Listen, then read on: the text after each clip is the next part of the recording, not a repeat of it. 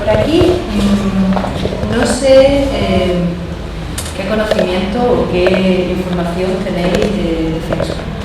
Así que yo lo que voy a procurar es dar un poco una noción básica de qué es y sobre todo de qué no es el Feng Shui.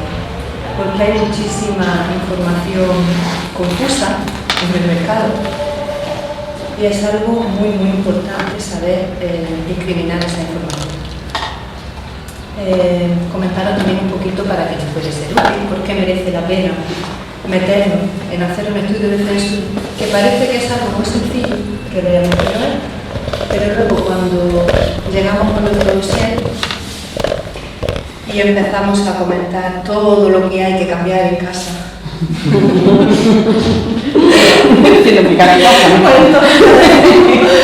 Madre mía, ¿en qué lío me he metido? Luego nos damos cuenta que realmente de todas esas cosas que hay que cambiar tampoco son cosas ni tan graves ni tan dificultosas y que realmente podemos irlo haciendo de manera progresiva, que no tiene que ser de un día para otro coger y decir, esta casa la hemos puesto fatal y ya está. El Feng Shui es un arte realmente milenario. Viene de Oriente, viene de China. Digo milenario porque realmente forma parte de la arte taoísta. No sé hasta qué punto conocer un poco la historia de esta zona, pero el taoísmo es muy antiguo.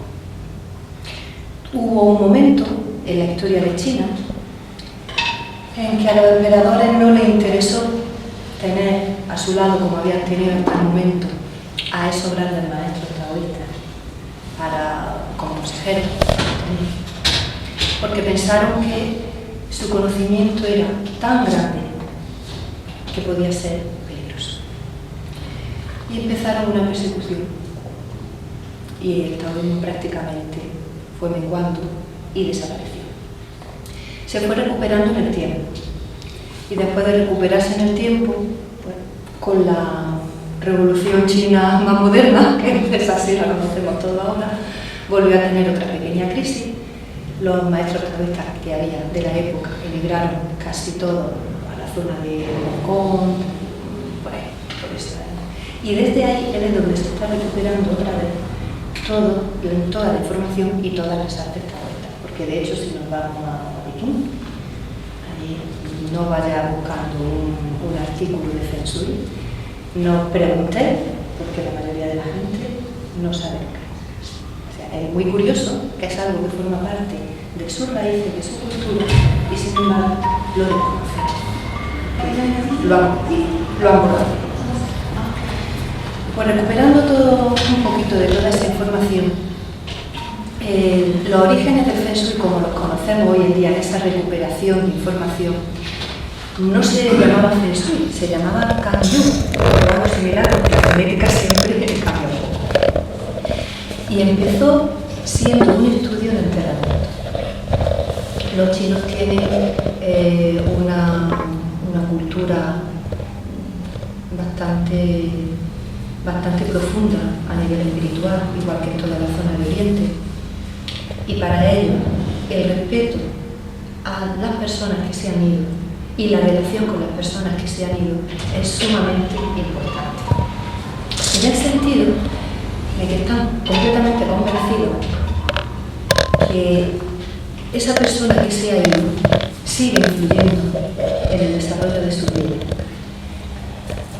El medio de influir, entre otros, es el sitio en el que está enterrado. Dependiendo de la orientación de la tumba, esa orientación, si es buena para ese familiar, la fortuna de la familia seguirá pasando de una generación hacia otra. Pero si esa orientación no es la adecuada, esa fortuna se pierde. De hecho, hay historias muy bonitas. Si nos ponemos a leer un poco de cuentos taoístas, hay historias que vamos a disfrutar muchísimo. Recuerdo ahora, hablando de esto, de una de ellas, había una mujer que era bastante pobre, una aldeíta por allí de China. Y pasó en una ocasión por allí un maestro de Feng Shui. Estuvo allí charlando con la mujer y le hizo un regalo. le dio un lugar, un emplazamiento con una orientación para que cuando muriera la enterraran allí. Y le aseguró que alguno de sus descendientes llegaría a ser el emperador chino. Bueno, pues sucedió, tal cual. Esa señora donde este maestro dijo, y no recuerdo ahora de memoria si fue su hijo o su nieto, pero en unas pocas generaciones, surgió un personaje muy importante de la historia de China, que realmente no fue coronado emperador, pero para el pueblo chino lo trataba como un emperador, porque fue una persona que estuvo a cargo del ejército, que estuvo al frente, que estuvo revolucionando el país, que estuvo poniendo orden, estuvo ayudando mucho, llevó mucho desarrollo a su pueblo y realmente la gente lo quería y lo respetaba como un emperador. A partir de ahí, de empezar a retomar otra vez el estudio de los enterramientos, se empezaron a desarrollar el Feng Shui a nivel imperial. O sea, cogemos toda esta parte de la historia de China, donde tenemos a los taoístas como consejeros de los emperadores. Y a partir de ahí, sí se comienza a desarrollar la base del Feng Shui que conocemos. El Feng Shui que la mayoría de vosotros conocéis, que es este de la señalización. En el sur tal cosa, en el norte tal cual. Entonces ese fue el comienzo de la recuperación de la información en el Feng Shui de los vivos, el Feng Shui Yang. El Feng Shui de los enterramientos es el Feng Shui Yin. Y hago esta distinción ahora porque es muy, muy importante. No es lo mismo levantar una vivienda desde la filosofía del Feng Shui Yin, pensando en que esa persona está muerta, que levantar una vivienda pensando en que la persona que lo va a habitar está viva.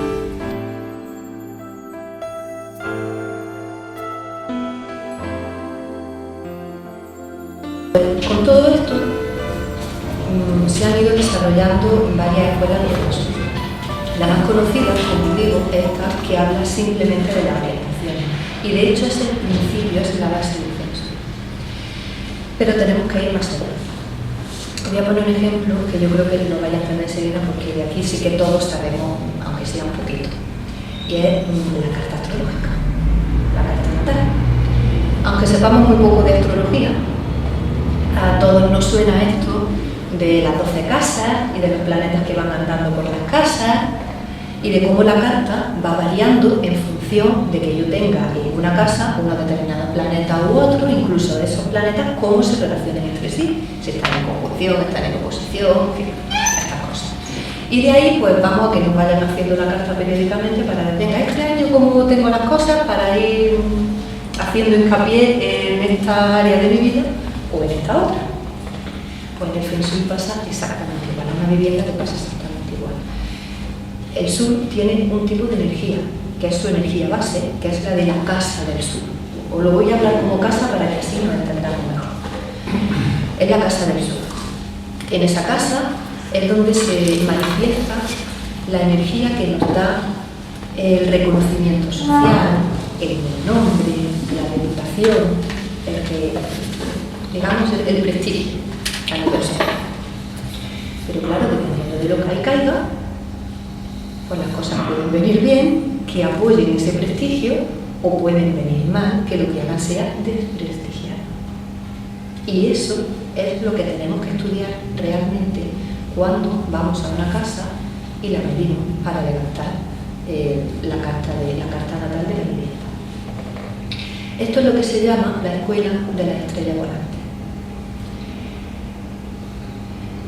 Con las estrellas lo que estamos simbolizando es un determinado tipo de energía y lo simbolizamos con 9 números. A cada uno de esos números lo llamamos una estrella. El 1, por ejemplo, pues no lo voy a contar todo porque si no, la memoria no aburrimos. Pero el 1, por ejemplo, que es la estrella de agua, es el número que simboliza la entrada de dinero, por donde nos entra a nosotros el dinero. Claro, cuando vamos a hacer un estudio de Feng Shui, yo no solo tengo que buscar el norte, que es donde se desarrolla toda mi vida laboral, también tengo que ver, vale, ¿dónde está la estrella 1, que es por donde a mí me entra el dinero? Porque se supone que si yo estoy trabajando, me van a ganar un sueldo. Porque menuda gracia que yo me vaya a trabajar y luego me paguen. Tenemos que intentar ir descubriendo todo ese tipo de energía e irla equilibrando. Cuando hacemos un estudio, lo que hacemos precisamente es eso. Entrar en casa con una brújula, en casa o en la oficina, en el centro de trabajo, donde haya un edificio que nosotros necesitamos equilibrar. Y lo que hacemos es medir la orientación, y al medir la orientación sobre las casas, que son los distintos sectores de los puntos cardinales, vemos qué tipo de estrellas han caído ahí. ¿En función de qué? En función del año en el que nos encontramos ahora, en función de la fecha de construcción o de última reforma importante de la vivienda, y en función de la fecha de nacimiento de las personas que habitan o que usan ese espacio. ¿Y por qué necesitamos tantas cosas? El Feng Shui es una energía, un arte que estudia la energía de la Tierra, pero no es geomancia. La geomancia trata otra cosa distinta a lo que trata el Feng Shui. El Feng Shui lo que hace es ver la energía que hay en la Tierra, cómo interacciona con las cosas vivientes y cómo se distorsiona cuando nosotros levantamos una edificación en ese lugar. Todo está hecho de átomos, todo. Por lo tanto, todo tiene relación. Si pensamos en el aire, quizás lo entendemos mejor. Tenemos una corriente natural de aire. Si nosotros levantamos un muro, estamos cortando ese flujo natural de aire. Pero claro, el aire no se va a estrellar ahí en el muro y va a morir ahí. Va a seguir la corriente, va a abrir otro camino y va a hacer un circuito diferente del que tenía entonces. Pero eso no afecta solo a esa corriente de aire, afecta a todo el entorno que hay ahí. Y eso va a crear una alteración. Si eso nosotros lo trasladamos a una vivienda, no hemos levantado solo un muro, hemos levantado un montón de muros. Muros exteriores y muros interiores. Luego nosotros hemos creado tanto un circuito nuevo en la zona como un circuito nuevo en el interior de la vivienda. Y ese circuito es el que tenemos que encargarnos de que sea equilibrado. Un circuito equilibrado, de primera, tiene que ser un circuito en el que la energía se vaya moviendo en forma de meandros. Que se produzcan círculos y que se provoquen meandros. Tenemos que evitar la línea recta. Eso comentaba, poner el círculo, vamos a evitar la flecha. Las líneas rectas en Feng Shui se llaman Sanchi o flechas envenenadas.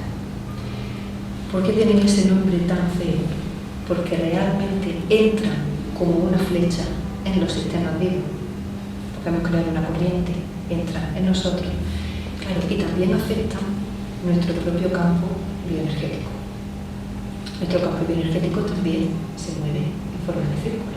Si le estamos metiendo una flecha, estamos rompiendo. Si rompemos la circulación de nuestro campo bioenergético, nos enfermamos. Nos enfermamos y depende de a qué nivel nos afecte esa energía o el tipo de energía que esté entrando, pues será una enfermedad un poco más física, más psíquica, será más emocional, o porque empiecen a venirnos problemas, pues de pronto que nos quedamos sin trabajo, o yo qué sé, o el jefe se ha puesto un poco y está todo el día echándonos una bronca, o empiezo a tener problemas con los compañeros de trabajo, o empiezo a perder que a mí me está entrando dinero por un lado, pero se me está yendo por el otro, y yo me encuentro que no tengo nada. Situaciones problemáticas. Esas situaciones problemáticas las podemos corregir cuando nosotros equilibramos la energía. ¿Y cómo hacemos eso? Pues lo primero, cuando construimos una vivienda deberíamos tenerlo en cuenta. Deberíamos tenerlo en cuenta. A la hora de levantar un edificio, tendríamos que, lo primero, respetar el entorno en el que está. Que eso se nos ha olvidado por completo. Pero respetar el entorno. Y procurar siempre que el edificio tenga un respaldo. Que haya una montaña o un edificio mayor que le haga de respaldo y que la fachada principal de ese edificio dé hacia una zona despejada o de casita más baja, una llanura o un poco de pendiente, pero algo que esté abierto.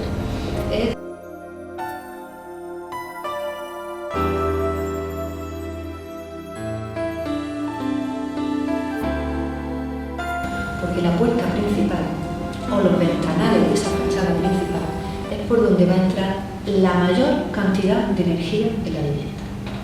Y esa es la que más hay que cuidar porque es la que más fuerza tiene. Si nosotros ponemos un edificio de costado, la energía que ya está entrando por la fachada principal tiene menos fuerza para nutrir el interior de la vivienda y por lo tanto para nutrirnos a nosotros. Ese sería lo primero, a grosso modo. Por supuesto, procurar que no haya ningún artefacto natural o artificial que rompa el movimiento natural de la energía. ¿Cuáles son esos artefactos? Aristas de edificios que sean circundantes. Hemos dicho que las flechas, las líneas rectas, lo que hacen es provocar una distorsión de la energía. Esta esquina, ahora mismo aquí es pequeñita, afecta muy poquito. Pero si fuese la lista de un edificio y nosotros levantamos aquí un enfrente, este edificio estaría afectado de manera contraproducente por la lista del centro. Si en vez de ser un edificio es una montaña que tenga muchísimos riscos, en vez de ser una montaña redonda o triangular, pero que tenga vegetación, que se vea acolchada, lo que vemos son lajas, son cortes en la montaña, zonas derrumbadas, paredes muy verticales. Todo eso sigue siendo una manifestación de líneas verticales. Todo eso también afecta de manera negativa.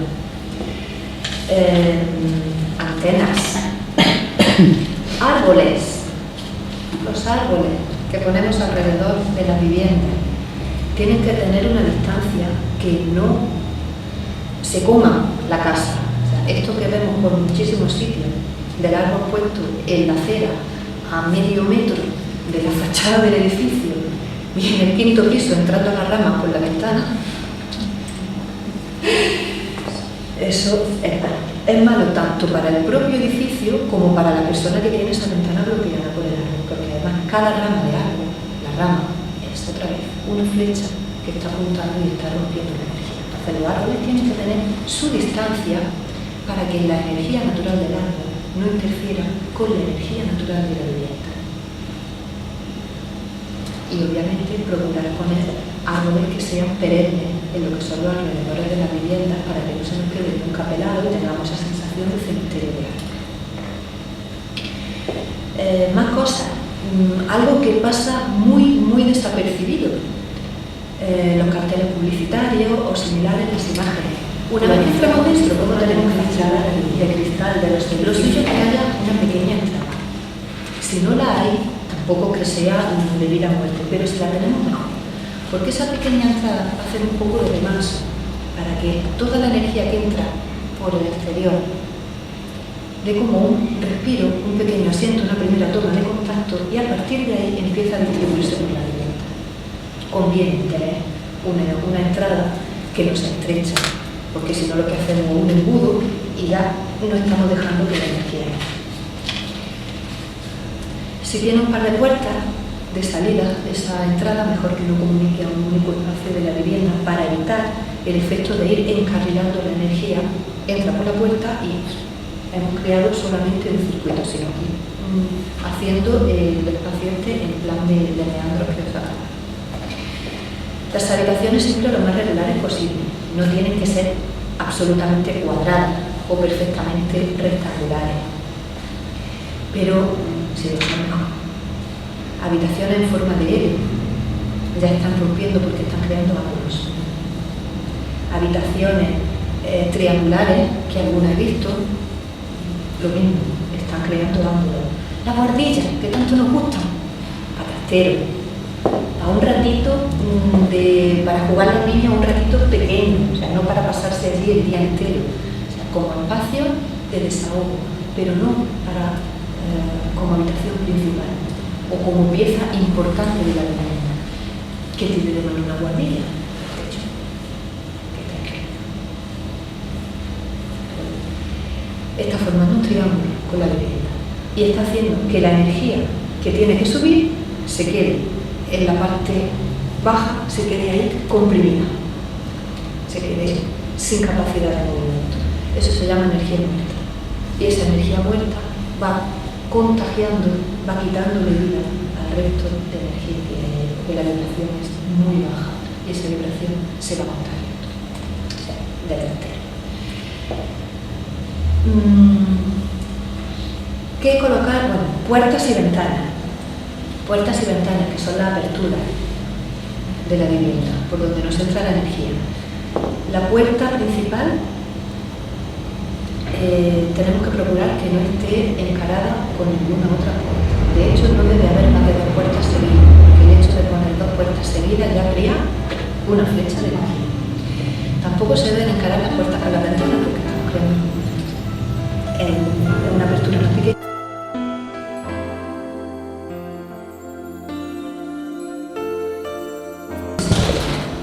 Colores, texturas, eso sí que va a depender del estudio que hagamos de Feng Shui.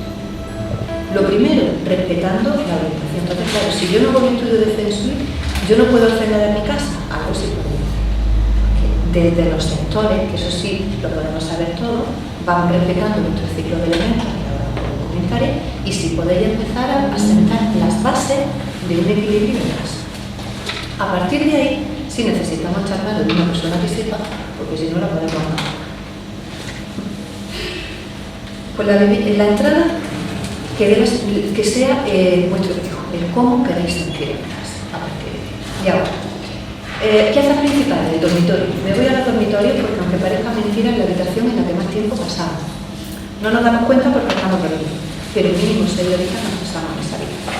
Ya sea el dormitorio de matrimonio, sea el dormitorio de soltero de niños, tenemos que procurar siempre que la cama esté colocada en función de donde tengamos la puerta. Lo que tenemos que evitar siempre es que los pies de la cama den directamente al hueco de la puerta. Esto en Feng Shui se llama tabú, lo llaman la posición del muerto. Es uno de los tabúes, eso es, sí o sí hay que evitar la posición del muerto. Y de hecho, lo que son las culturas, y vamos a ver, la verdad es una, aunque la expliquemos de distintas formas. Yo recuerdo a mi abuelo siempre, para descanse, que cuando empezaba mi abuela, como hacemos todas las mujeres de vez en cuando, poner la casa pata arriba y darle la vuelta a los muebles, decía, a mí no me vaya a poner la cama a la puerta, con los pies por delante cuando me saquen. Con los pies por delante cuando me saquen. Y es una cultura completamente distinta. ¿Puedo hacer una preguntita? Sí. Por ejemplo, si yo estoy así, ¿vale? Así, en horizontal, y la puerta está aquí, No no te refieres a eso, te refieres a que la puerta esté aquí. Que tus pies Vale. estén en el hueco de la puerta. Exactamente, hacia el hueco de la puerta. Vale. Lo que estamos hablando de que tú, si te escurres de la cama, salgas por ahí. Gracias. Esa es la idea. No sé cómo se puede corregir, no si tienes la puerta de la cama y no puedes cambiar. Ahí está, entonces vamos a ir corrigiendo un poquito todas esas cosas. Fijaros que son culturas muy distintas, porque estamos hablando de una cultura oriental, otra occidental, y además de mi abuelo, que son 2 generaciones por atrás, o sea que es también completamente distinto ahora, y sin embargo el pensamiento es el mismo. Algo tiene que haber ahí cuando todo el mundo le teme tanto a esa posición, ¿vale? ¿Qué podemos hacer entonces? Lo imposible por cambiar la canalía. Lo imposible. Y si no podemos cambiarla de ahí, intentar poner algún biombo, algún mueble bajito o algo que corte un poco la sensación de escurrirse hacia la puerta. Esa es un poco la idea. Y si no tienes espacio para poner. Claro, podrías trabajar quizá, pero te va a frenar un poquito, pero es lo que estamos hablando, no te va a frenar lo suficiente. Poner un cristal de cuarzo de una punta lo más grande posible. ¿Pero dónde? ¿En la habitación de la a los pies de la cama, debajo, en el suelo, a la altura de los pies de la cama, con la punta mirando hacia la cabeza. Eso va a crear una dirección de energía hacia atrás que va a frenar un poco el tirón de la puerta hacia afuera. Es ir cuesta abajo con las pastillas de freno pasar. Pero por lo menos algo va a dicho. Sí, lo sé, por eso me gusta decirlo. Vamos a ver, no significa, tampoco quiero que os asustéis, no significa que pasado mañana se vaya a morir y le vaya a pasar algo, no estamos ahí, sino que al tener un flujo de energía que es contraproducente para nosotros, en función de la fortaleza que tengamos nosotros en nuestro campo bioenergético, en función de la experiencia vital que estemos viviendo en el momento y de otras muchas cosas, pues cuando nos llegue un momento complicado en nuestra vida, al tener la energía tan alterada, ese momento crítico va a ser más crítico que si tenemos la energía corregida. Igual que el momento que nos llegue bueno va a ser menos bueno porque no tenemos el viento a favor, lo tenemos en contra. Esa es un poco la idea. Entonces, con esto no estamos diciendo vamos a solucionarnos la vida y ya está. Vamos a procurar que las cosas buenas sean más buenas y que las cosas malas tengan menos fuerza. Y cuando me refiero con cosas buenas y con cosas malas, me refiero a las experiencias que nos hacen sufrir un poquito más o que nos dan un poquito de más felicidad.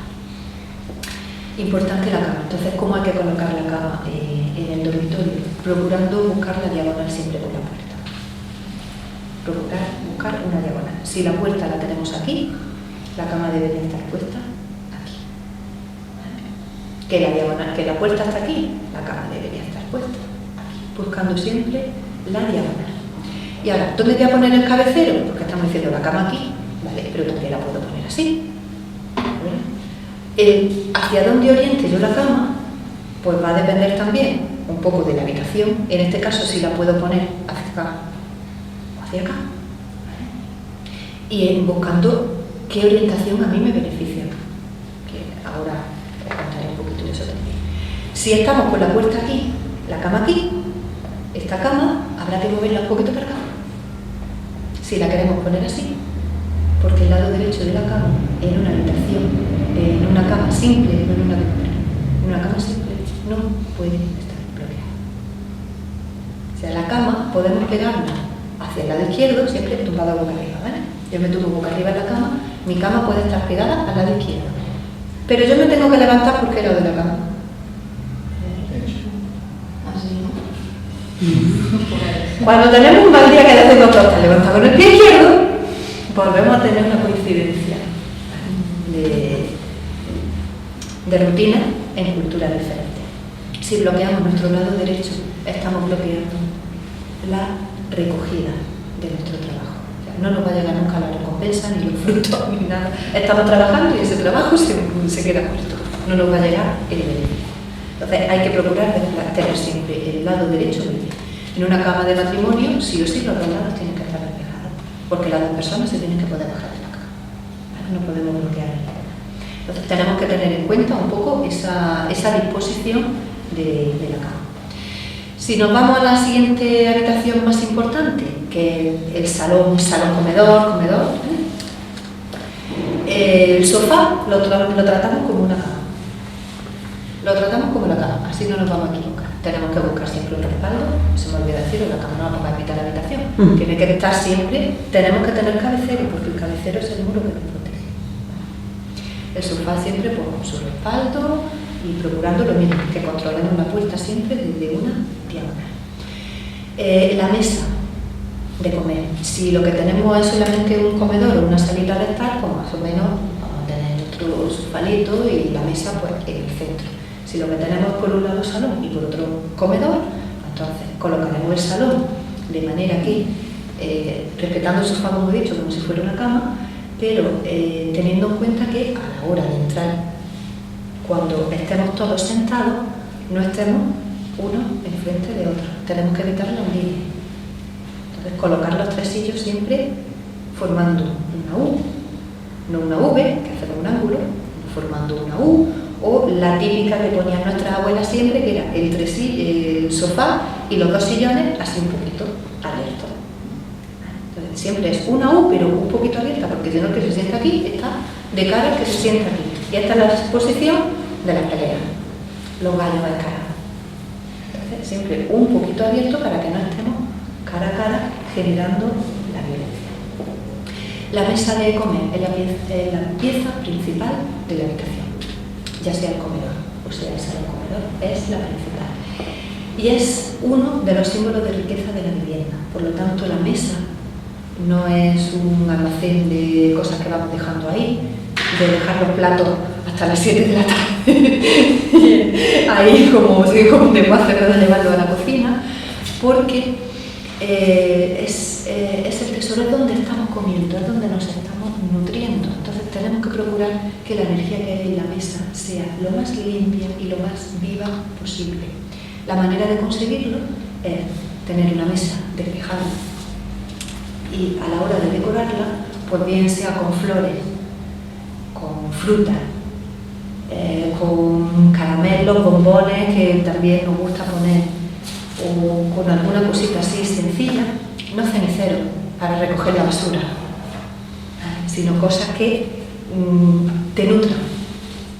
El que pongamos flores, pongamos fruta o pongamos un jarrón bonito de otro estilo, o una pieza o una escultura o algo así, siempre que simbolice riqueza, con un cuenco cocinero, por ejemplo, va a depender del sector que ocupe esa casa.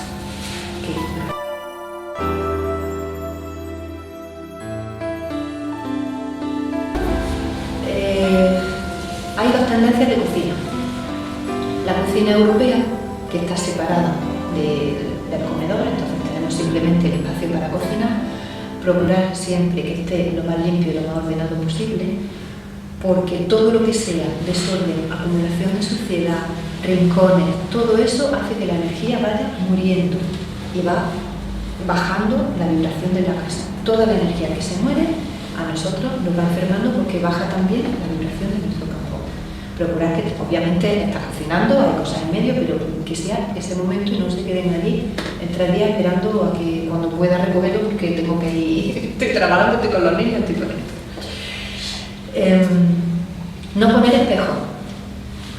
No poner espejo en la cocina para ampliarla, aunque sea pequeña, por el peligro del fuego. El espejo va a duplicar la hornilla o la vitrocerámica, lo que tengamos. Entonces, la energía del fuego, igual que la energía del agua, son las dos energías que más fuerza tienen en la tierra. Son como la energía primigenia. Duplicarla es peligroso, sobre todo si el sector está tocado y no lo sabemos. Tampoco es bueno porque cuando estamos cocinando, sobre todo si no somos vegetarianos, pero incluso aunque seamos vegetarianos, estamos cogiendo una lechuga, la estamos descuartizando. Y la lechuga no se ve. ¿Vale? Si cogemos un pollo es lo mismo. Entonces lo que estamos haciendo es duplicar en ese espejo ese acto de descuartizar. Cuanto menos espacio haya que se esté afectando por ese tipo de acciones, mejor. Que no por eso ahora vamos a cocinar con miedo. Cocinamos y ya está, pero tenemos que tener en cuenta que cuanto menor sea el espacio, sin apretarnos, pero que no vayamos ocupando estas cocinas inmensas, menor sea el espacio y más recogido, más limpio exterior, mejor. La típica cocina americana, sí. Mencionaste los espejos, tengo entendido que los dormitorios tampoco deben tener espejos. Depende. Los espejos que quería tratarlo ahora de manera especial no quiero que respondo, pues son piezas clave, igual que las plantas, el agua y el fuego que he comentado. Puedes tener un espejo en el dormitorio. Lo que no debe es reflejarte, y ya aprovecho y lo digo, un espejo como norma general nunca debe reflejar directamente una puerta, una ventana o la cama. Entonces, si tenemos esta situación, como a mí me pasa ahora, yo ahora no he tenido más remedio y tengo mi armario con mi cristalera, con mi espejo y lo tengo delante de mi cama. Digo, qué guapa tengo mi pijama. Entonces, mi ritual de todas las noches es coger una tela bonita para que me parezca que tiene allí algo fantasmagórico cuando apaga la luz. Una tela bonita, la engancho en la puerta y tapo el espejo. Ahora mismo tengo una tela porque todavía, como estoy en mitad de mudanza, pues no he podido hacer las cortinitas. Lo suyo es que prepares las cortinitas de manera que tú, durante el día, cuando necesites usar el espejo, abres tu cortina, tienes tu espejo para vestirte para lo que lo necesites, pero por la noche, cuando vas a dormir, tapas el espejo. Básicamente por dos motivos, porque estamos hablando ya de una cama de matrimonio en este caso. El primero, te da igual que sea de matrimonio, que sea sencilla, que altera el sueño. Y el segundo, que está duplicando la imagen. Donde 2 son pareja, 3 son multitud. Si nos vemos 4 en la habitación, a ver, imagina cómo puede acabar ese pareja. Los espejos que de toda la vida, porque en la casa de nuestros padres, de nuestros abuelos, lo hemos visto, los espejos puestos de cara a la cama, a la larga lo que provocan es separación de la pareja, falta de comunicación. Y se comprueba. No significa que si no tienes el espejo no vaya a ir todo viento en popa, pero si tienes el espejo sí que es verdad que favorece, que hay más tendencia a que la pareja poco a poco, sin saber por qué, se vaya distanciando. Así que el espejito tapado y no pasa nada.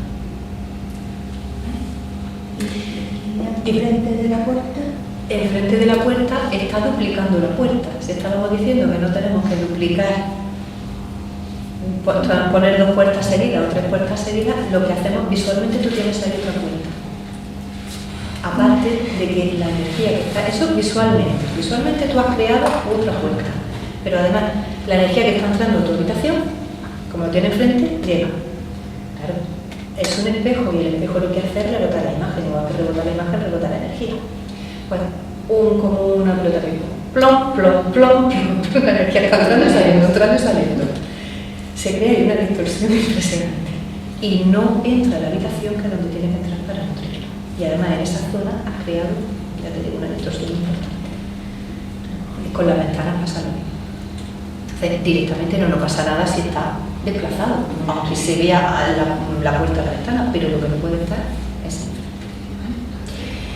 enfrente. La pues hay que ir corrigiendo. Estaba con la cocina. Vale, otra cosa importante en la cocina, procurar que el agua y el fuego no estén uno al lado del otro, porque son energías incompatibles entre sí. El agua es el fregadero, el fuego es la hornilla, el horno, el microondas, la nevera también puede ser agua, dependiendo de cómo la tengamos. Entonces, no pongáis nunca fregadero ni horno enfrente, que se estén encarados el uno con el otro, ni tampoco que esté uno a continuación del otro. Podéis tenerlo en la misma encimera, pero separados. O sea, ni seguidos ni encarados. Ni seguidos ni encarados. Pero si está seguido hay un espacio... Si hay un espacio que es chiquitito, una cosa así, que eso es chiquitito. Es chiquitito siempre y cuando dices, vale, ¿qué distancia es suficiente? La que si tú abres el fregadero y salpica agua no llega a la orilla. No llega. Entonces, si estamos en situación de que abrimos el grifo, estamos fregando lo que sea, y hay posibilidad de que caiga agua a la hornilla, porque ya se están tocando el agua y el fuego, lo que tenemos que hacer es poner algo de madera en medio.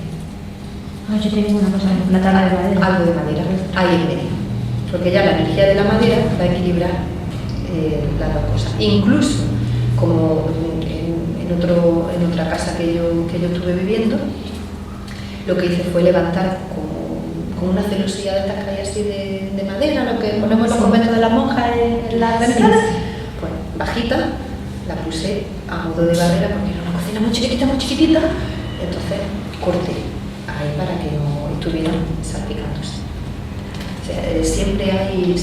Porque, por ejemplo, si tienes la vajilla o la lavadora en la cocina, también se considera agua. Están funcionando, es agua lo que están utilizando, aunque sea un agua que está contenida, pero es energía del agua. Y en la cocina un poquito más. Hay muchas más cosas de todo, pero a modo de introductorio. Si tienes la lavadora y encima tienes el horno, Cambia el horno.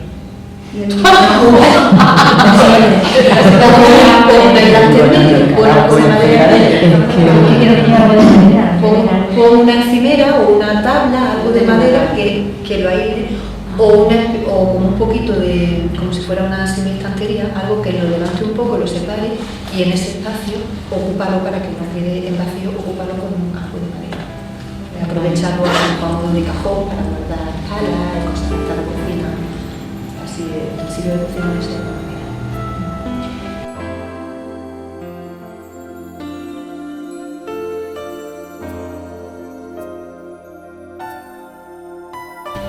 Más cositas, los baños, importantísimo, importantísimo, importantísimo. Cerrados, cerrados, puerta cerrada, no solo por higiene, por olores y por cosas estas que todos sabemos, sino porque el cuarto de baño es donde más sumideros hay en la casa. Mínimo, mínimo, tiene la bañera y la ducha, o ducha, lavabo y la taza. Ya no estoy contando el vinilo, por eso digo mínimo.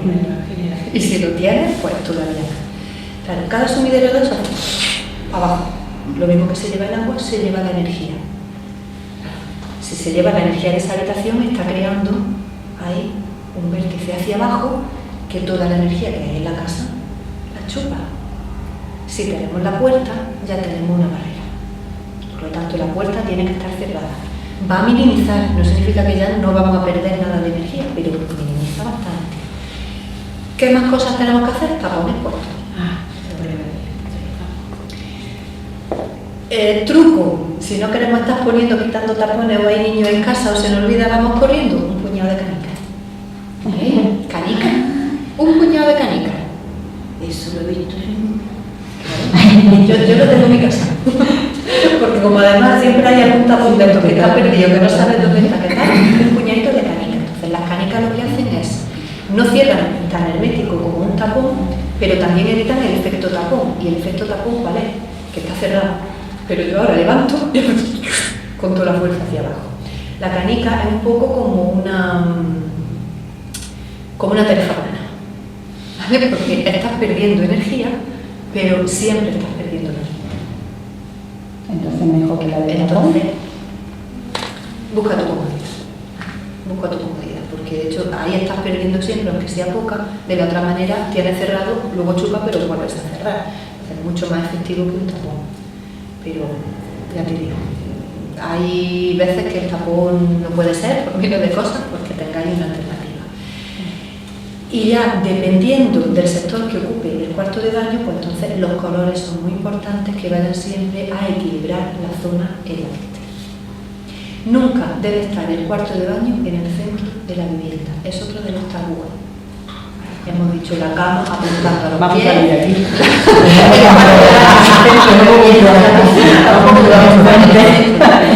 La cocina tampoco, pero el cuarto de baño todavía es más peligroso, porque el centro de la vivienda es como nuestro corazón.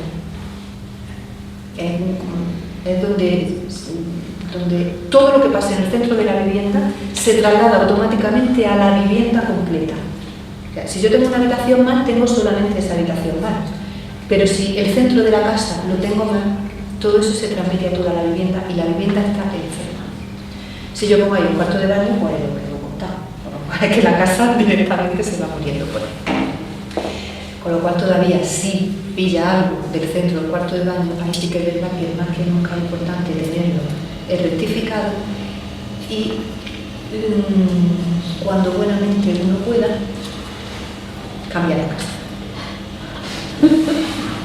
No es algo que a mí me gusta decir, porque hay veces que no se puede, pero si se puede o hay posibilidad, pues por lo menos plantearse decir, vamos a cambiar de ahí, que puede que las cosas no vayan de manera diferente. Perdona, lo que has comentado varias veces que según el sector los colores, es que cada sector tiene un color, o cada habitación y sector tiene un color. Cada sector. Eso ahora lo resumo un poquito para que tengáis una idea.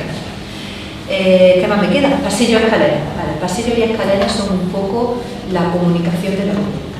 Por lo tanto, tenemos que procurar que estén despejados, que no sean estrechos, que no sean oscuros, que no sean muy largos, porque un pasillo estrecho y largo es una flecha. ¿Qué tenemos que hacer ahí? Si nuestro pasillo es estrecho, utilizar espejos para darle amplitud, recordando siempre que el espejo no debe encarar directamente en la puerta. Y ponerle luces en el techo, un poquito intensas, y buscar de tener siempre alguna iluminación un poco difusa para que el pasillo no se quede nunca completamente oscuro, porque eso también ayuda a que la energía baje. Entonces, entre que el pasillo es estrecho, que es largo, que está oscuro, o aquello es un túnel. Pues más o menos es la estructura que debe tener una vivienda para que sea un poco armoniosa. Lo que comentábamos de los sectores. Cada sector representa un tipo de energía. Y ese tipo de energía lo podemos describir de muchas maneras. El color, los materiales, la textura, es una forma también es una forma de energía. Siempre vamos a tener en nuestra casa 4 sectores afortunados y 4 sectores desafortunados. Cuando nosotros estudiamos la carta natal, siempre vamos a tener 4 sectores buenos y 4 sectores malos. Ya dependiendo de la carta, pues podemos tener a lo mejor uno que sea muy bueno y el resto más normalito, una carta que sea más neutra, en fin, puede haber variaciones, pero siempre vamos a tener, a grosso modo, 4 sectores que nos van a ayudar y 4 sectores que van a ser un poquito la piedrecita en nuestro campo. Lo que tenemos que procurar, lo primero es averiguar cuáles son los sectores que están en nuestra casa mal. Ya hemos visto un poco por estructura lo que tenemos que trabajar. Esto que ya os comento ya forma parte del trabajo del profesional del CESO. Tenemos que localizar esas zonas que están mal y solucionarlas. Porque por mucho que nosotros pongamos el botico debajo del grifo para llenarlo, si no le tapamos el boquete, el botico no se llena. Por lo tanto, lo primero que hay que hacer es tapar los agujeros de la casa, corregir aquello que está mal. Y una vez que hemos corregido aquello que está mal, o prácticamente lo hemos dejado medio decente, entonces ya empezamos a potenciar los sectores de riqueza, de prosperidad y de avance de nuestra vida. Los 8 sectores de los que estamos hablando, básicos, que serían como las 8 casas de la carta natal de la vivienda, se corresponden con los 8 puntos cardinales. Norte, sur, este y oeste como direcciones principales, sureste, suroeste, noreste, noroeste como direcciones secundarias. El norte es la dirección que está asociada con el desarrollo profesional. Es un sector de agua, por lo tanto, todo lo que simbolice agua y todo lo que simbolice metal, ese sector lo va a agradecer. ¿Qué simboliza agua? Los objetos azules, los morados, los negros y la forma ocular. Cuidado con el negro, es un color que tiene que estar como pincelado. No usáis el negro en casa, porque sobre todo en un dormitorio,